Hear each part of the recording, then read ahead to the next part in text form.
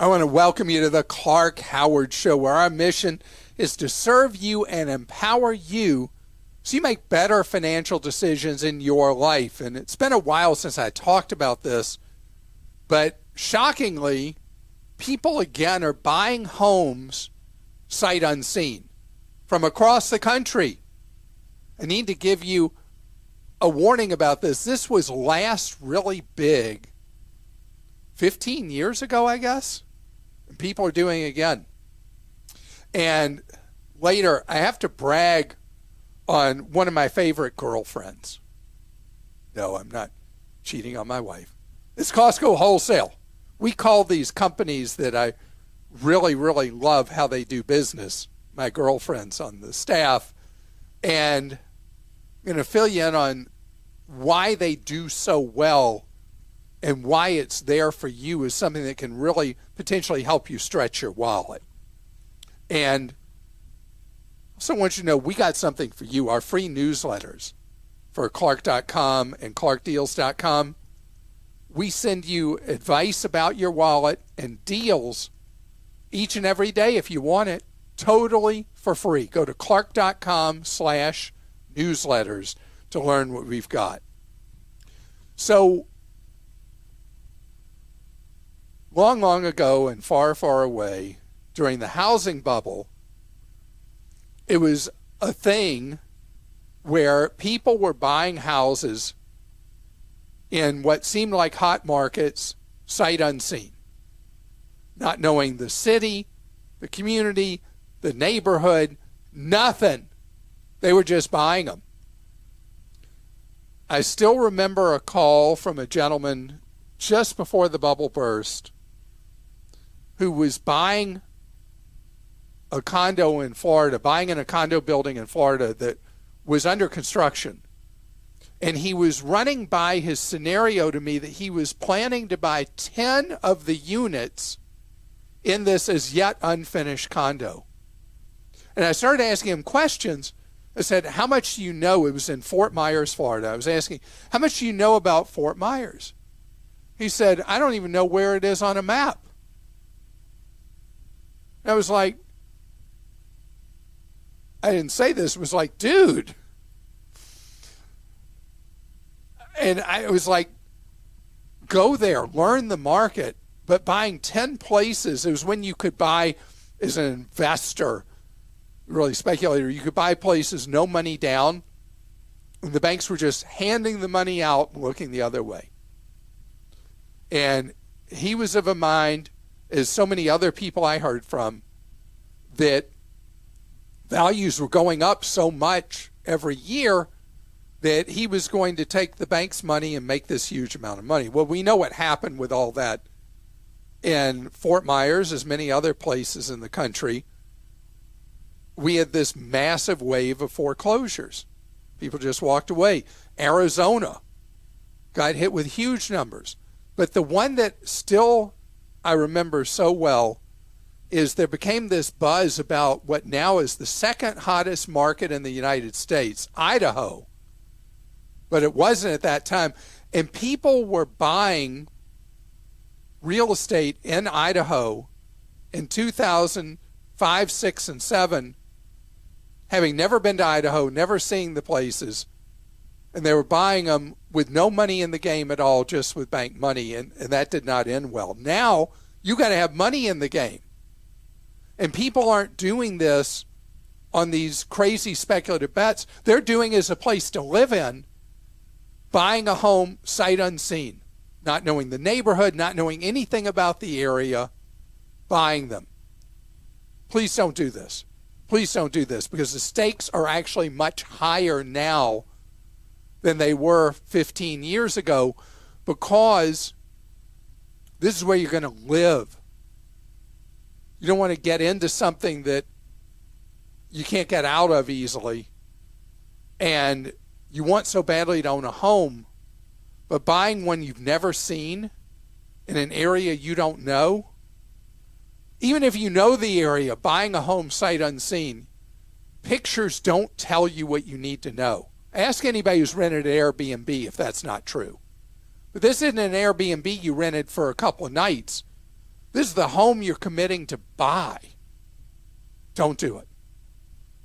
I do want to talk about strategies that help with affordability. And I'm turning what I have always said with advice upside down, inside out. I've always said that when you are looking for a home, particularly if you're moving to a new city, that you get out there and you learn what areas of town or a metro area appeal to you, what neighborhoods appeal to you, what streets appeal to you. So I've always done this thing where you start with a funnel and you narrow it to where you really feel like is right for you. Maybe if you have kids, you worry about the schools, whatever it is, that you find what's your funnel. Now I got to turn it all upside down, because what's happening, particularly across the South and the West, where you have this massive sprawl of metro areas, even in mid-sized markets, you've got this enormous sprawl, is that you're ending up with a huge number of sub-markets. And the price points of real estate vary so much by sub-market. It could be that, okay, on the west side of the metro area, there are areas where home prices are half what they are on the north side of the metro area, or whatever the combination would be. And there's more and more data you can see based on geography in a metro area. And so in these sprawl zones in the South and the West, you're going to find the similar amenities. You're going to find homes that look very similar. You're going to find all those things, but what you're going to find that's going to be different is the price of that home. And so in today's very, very hot housing market, I want you to look at the metro area you're looking to move to in a whole different way. You may find available just by searching online what the average home price is in different counties that make up a metro area. And there are worse things you could do than start at the 3 cheapest counties in a metro area and start looking at them as places to buy a home. And you may find reasons that would eliminate all 3 of those cheaper counties. But I just want you to know that in a market where affordability is really, really stretched, being very strategic about your initial search based on average price points in an area will get you to something. It's like turning back the clock to getting a more affordable home. Just an idea for you.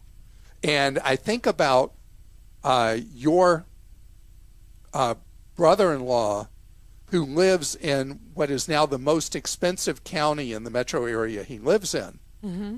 Lives in a beautiful neighborhood, but that same house in another county could be a third of the price of what that very nice home is they have in the county they live in.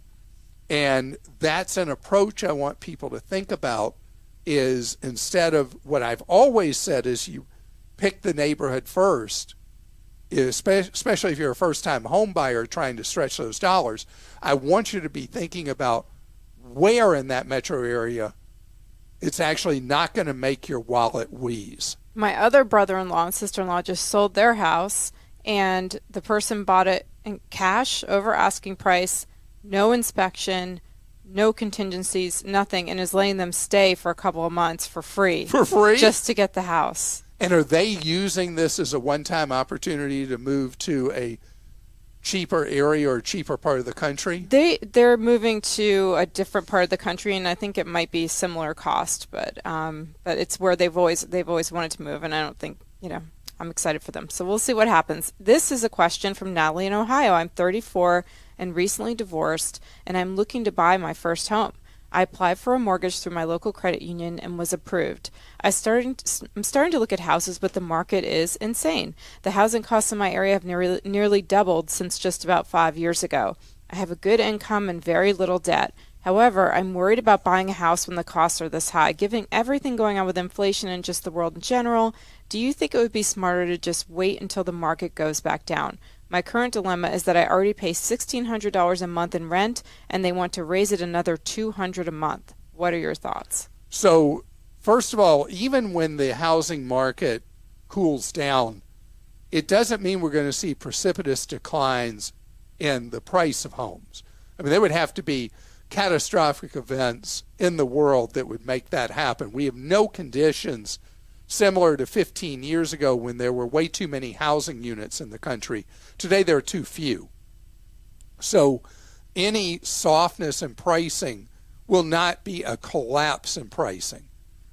The way I look at this right now, Natalie, is that if you're looking at buying a home at 34 that you would be happy being in for a decade or longer, and you can afford the home you want to buy, go ahead and do it. Because even if the market does soften at some time in that decade, historical averages show that you'll be fine over the years and you will have locked in your housing price. Now, the interesting thing is interest rates on mortgages are double what they were a couple of years ago. And they may go up more from here. And then as the economy slows and inflation gets under control, mortgage rates will go back down. And then you'll be almost certainly able to refinance as long as the value of the home has held up.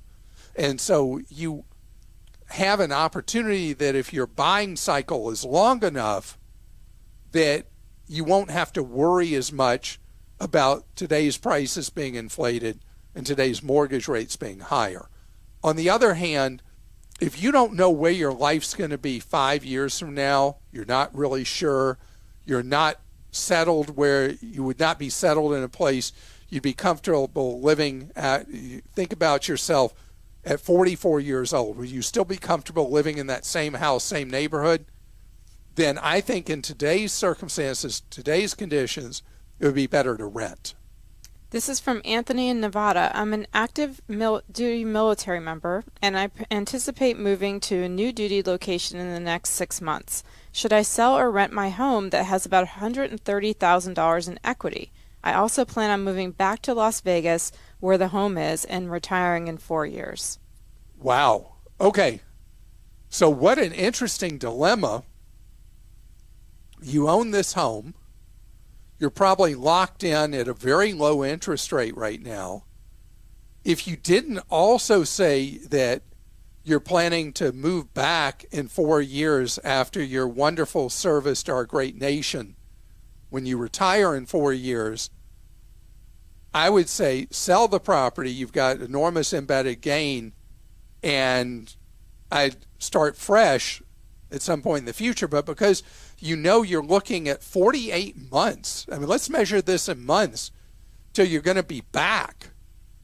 And obviously, from what you said, you like the home, you like the neighborhood. If it's a neighborhood and home you'd be comfortable retiring to, I think you keep the home, rent it out for the 4 years, and you go back to that home at retirement. Again, Anthony, thank you for your service. This is from Danielle in Georgia. Our family recently got some to-go subs from a chain, which we ordered and picked up in person. We used a coupon that we got in the mail and got 3 foot-long subs for $17.99, and we added a $6 tip. $6 each. 8% sales tax is added before the tip. So you would think we paid $19.43, right? Wrong. We were charged a service fee of 6%, $1.08 in this case. Okay, that's not a ton of money, but what gives? I feel like the menu price of prepared food at a restaurant should include the labor it takes to make the food. Am I crazy? Are there other businesses I should ask if there will be a service charge before I agree to the service? What if I go to buy a car and someone adds an additional 6% on top of this tax as a service fee? Yikes. Who would have thought there would be hidden fees on a sandwich? So Danielle, what an interesting thing you bring up in the example you gave of the car. So car dealers have what are called packs, where they add on all these fees when you buy a car, including a delivery fee of some kind, not the destination charge, but they'll have some kind of fee they charge you that often is $699 or $399 or $999, that is just a made-up fee. They charge you a documentary fee or something like that, a paperwork fee. It's just a phony baloney added on charge. Hotels do it with the crazy resort fees that they charge. The airlines are the kings and queens of having fees for everything. It is a part of modern American corporations that they tease you in with a price, and then you get there and there's this added junk fee.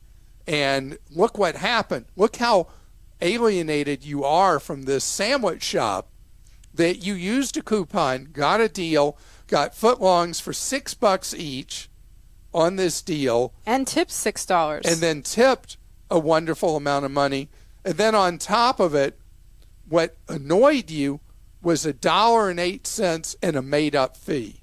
You know, when you're a business owner, I want you to think about that. When you hit somebody with a UFO charge, what you could have done to maybe get loyalty out of someone, it boomerangs on you and takes loyalty away. And look how mad Danielle is. And Danielle, it is a terrible practice to do this by businesses. And just tell somebody, we're charging you more than we used to, and then you get to make a choice. But then giving you a price and then coming up with a junk fee at the end, that's not okay. So I'll tell you somebody who does it right. Costco Wholesale.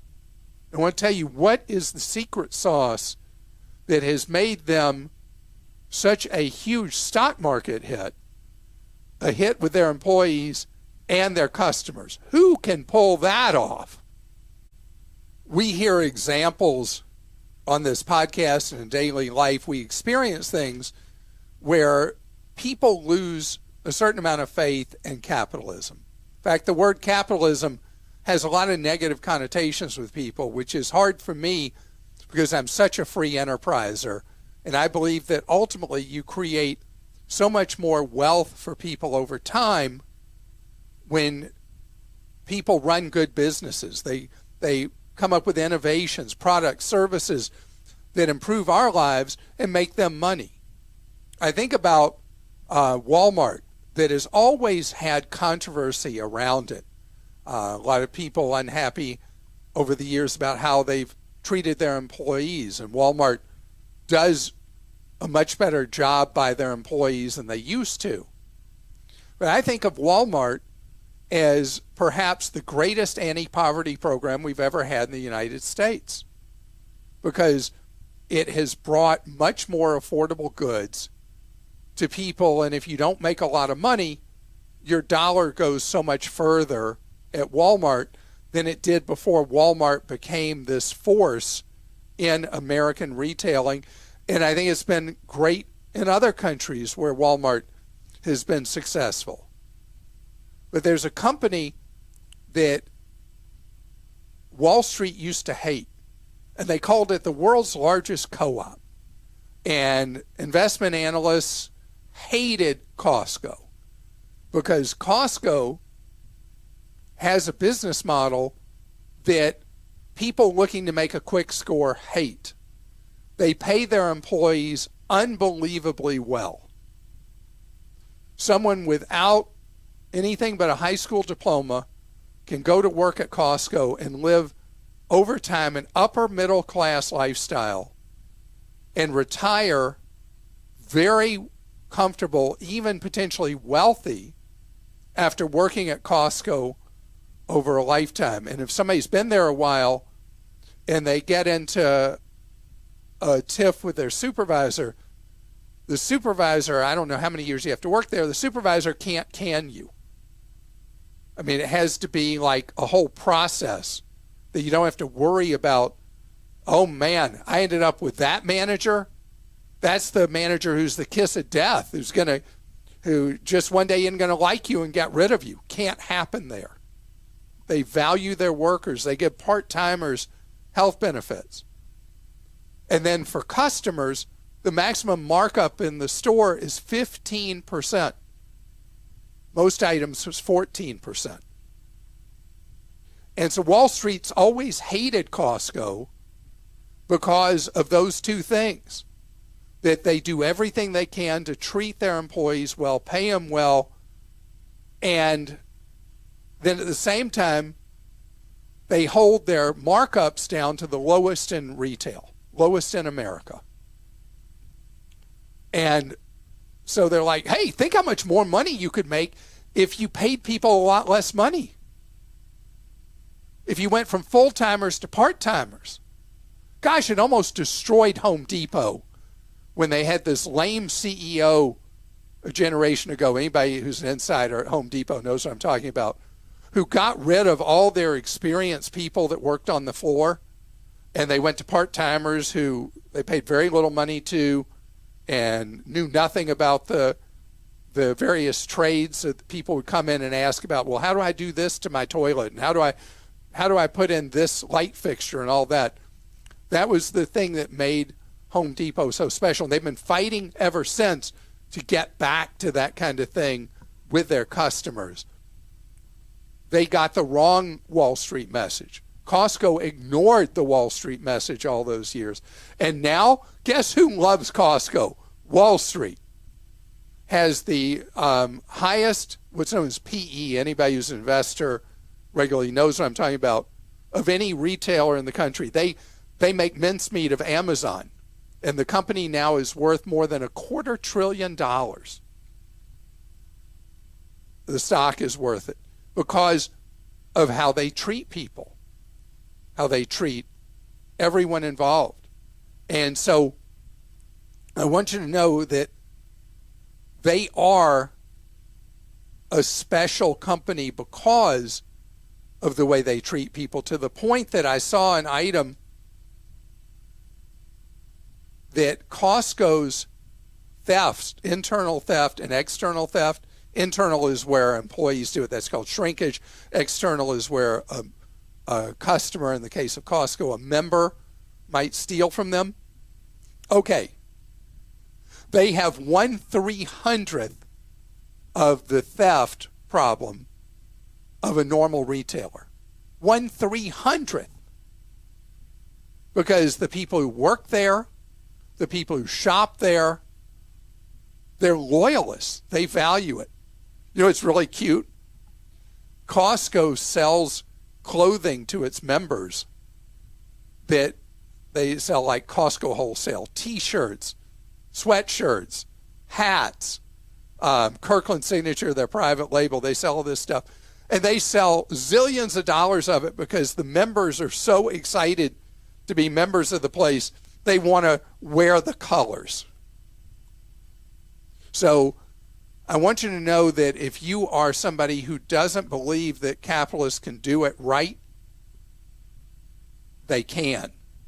And what happens when they do it right is the stockholders make more money and everybody wins. I have a Costco question for you from Micah in Virginia to start, Clark. He wants to know if they stopped selling their Kirkland Signature dress pants. Haven't seen them recently. I think they sell them Are they seasonal? when we move into the fall, because people tend to dress up more. I don't wear the Kirkland dress pants because they're too expensive for me. They're really, really nice, high-quality pants, but they're more than I'll spend for clothing. Okay, this question's from Andrew in Tennessee. I'm a longtime listener and huge fan. I have a number of student loans with a total balance of about $70,000. Some of the loans have about a 7.5% interest rate. The interest compounds daily, and my question is whether it makes sense to throw daily or nearly daily small payments at the loans to try to beat out the obnoxious daily compounding. If my calculations are correct, this trick could save me several $100s over the period of the loan, although I understand the benefit of this wanes over time as I pay more and more of the principal off. Do you think this trick is worth my time and energy, or have I taken this a step too far? Well, I love the way you're thinking, and it's like what I've talked about with paying off a credit card balance, which average credit card balance carries a much higher rate than even what we're talking about with your high interest rate student loans. that because credit card interest rates calculate daily, there's a real advantage to paying a credit card balance. What I've recommended in the past is pay it weekly, or at least every other week, because you're going to save all that interest over time. And there's a method called the Eisenson method, which I first talked about 20 years ago, where if you follow the method of how you pay your credit cards, you pay off the balance in 1/4 the time you would otherwise. And it involves the minimum payment and all that. I mean, huge benefit. You don't get the same kind of bang for your buck in this case with the student loans, but paying even weekly would have a cumulative beneficial effect to you on that loan balance with the student loans. If you could set it up where you made even more frequent, like daily seems a little too much, maybe weekly. Just send in money weekly for the student loans, and the impact will be very beneficial to you over time. Plus, you feel like you're the boss of those $70,000 instead of it being your boss. And this one's from Todd in Tennessee. Clark, the TSP is switching to a new plan administrator in June. Our ultra low-cost retirement plan is trying to become a money grab for fat cat executives. Why? They're offering access to over 5,000 mutual funds with a minimum $10,000 investment for yearly administrative and trading fees. Please warn all the overworked, stressed-out government employees like myself to stay away from this garbage. Here's the fee schedule. A $55 annual administrative fee to ensure that the use of the mutual fund window does not indirectly increase TSP administrative expenses for participants who choose not to use the mutual fund window, a $95 annual maintenance fee, and a $28.75 per trade fee. And by the way, I've heard from a number of people who are federal employees, either military personnel or civilians with the federal government, who are either curious or know that this is a terrible move. I love that it was referred to as garbage. That you do not want to take what is the best retirement plan offered in America and mess it up. If you want to go do something else other than what you get from the TSP, use other money, and maybe in your Roth IRA, you want to invest in these other things, do it there. You still won't have all these horrible fees that are being put on this as an option in the TSP.